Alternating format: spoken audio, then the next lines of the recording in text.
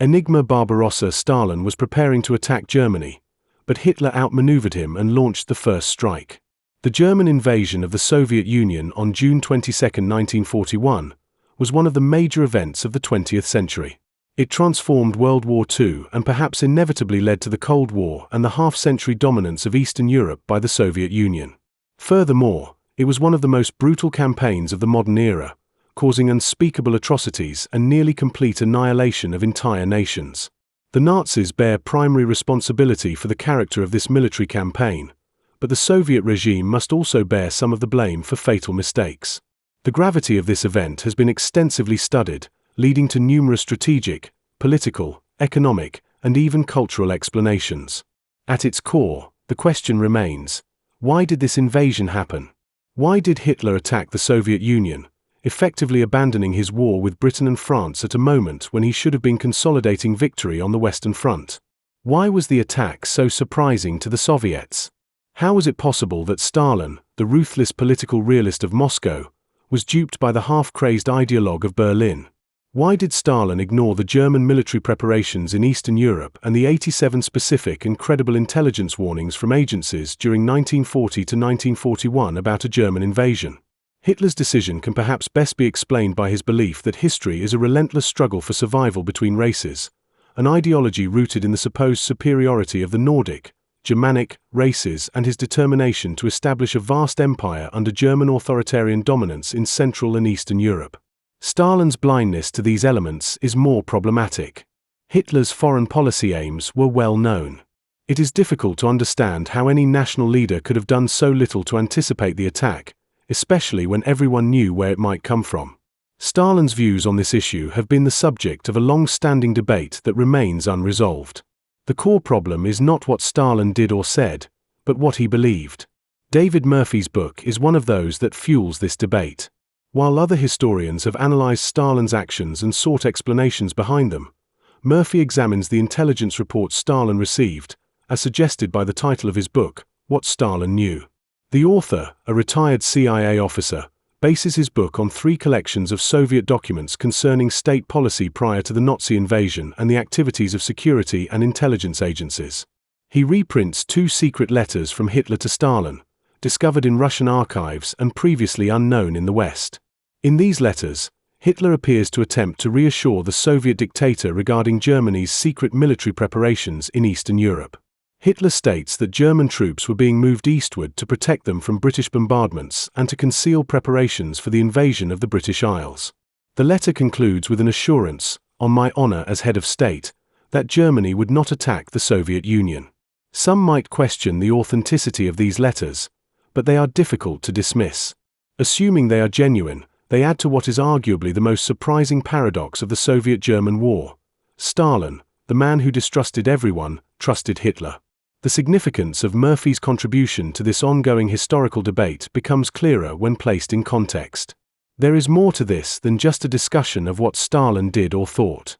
Central to the debate is an article and a book by Viktor Suvorov, the pseudonym of a former Soviet military officer now living in the West.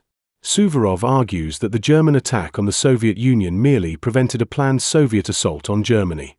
He supports this thesis by highlighting the gradual deployment of Soviet troops along the borders with German-occupied territory in 1941 and the strategic doctrine of the Red Army. In Germany, the hypothesis of a planned Stalinist attack has been viewed by some right-wing elements as confirmation of Hitler's correct decision to strike eastward. A preventive war is seen as logical and justified. Otherwise, it would have been an inexplicable strategic mistake. Stalin's troop deployments along the border, from this perspective, made little sense defensively. The consequences were evident early on June 22, 1941, when German units pierced Soviet lines and encircled hundreds of thousands of Soviet soldiers, while the Luftwaffe destroyed Soviet air forces still based on airfields. Conversely, few historians would support the view that the poorly equipped and Stalin-shamed Soviet army was truly prepared for a large strategic offensive against the Third Reich. Historian Gabriel Gorodetsky further advanced the Russian interpretation of the Plan of State Border Defense of 1941, emphasizing that it positioned Soviet troops more as a show of force than as a genuine effort to guarantee security. Stalin regarded the enforced peace following the Hitler-Stalin Pact as an opportunity to build and reorganize the Soviet military, while Germany was engaged in its Western Front campaigns. The occupied areas of Finland, the Baltic states, Poland, Belarus, and the Soviet troops stationed along the borders were seen as obstacles behind which this military buildup could be achieved. Gorodetsky's argument integrates well with Murphy's narrative.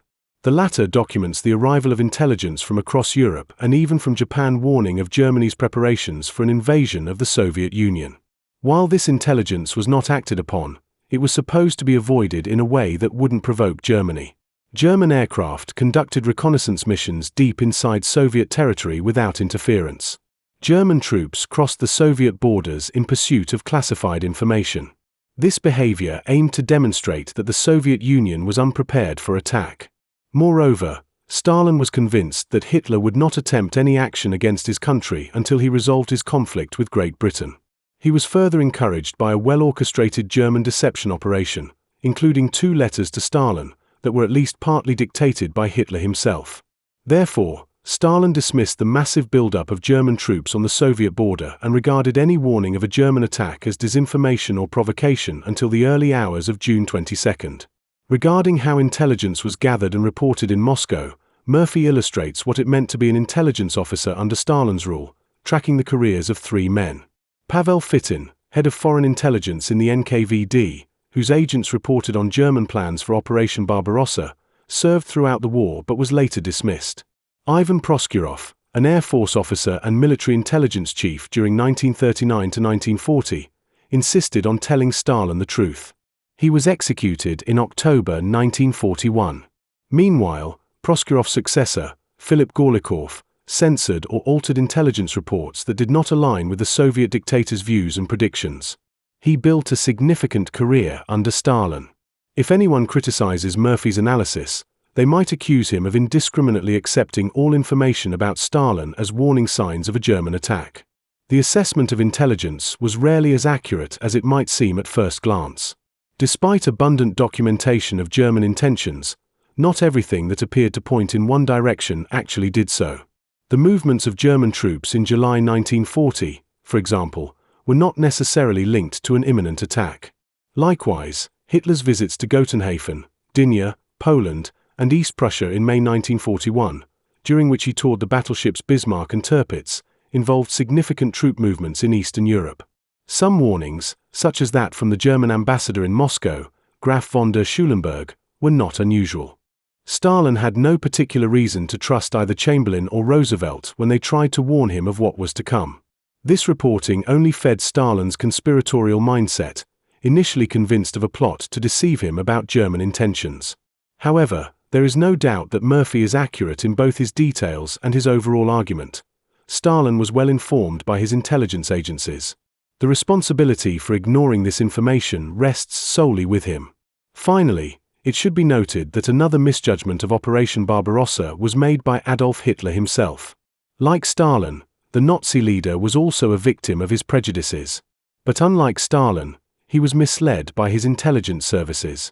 Suffering from what the Japanese, based on their bitter experience, would call the victory disease, the Germans overestimated their own capabilities and underestimated the Soviet Union's ability to resist. In July 1942, a year after the campaign's start, Hitler confided this to Marshal Carl Gustav Mannerheim, the Finnish military leader, during a visit to Helsinki, Finland, which was an ally of Germany in its fight against the Soviet Union. We didn't realize how armed this state was.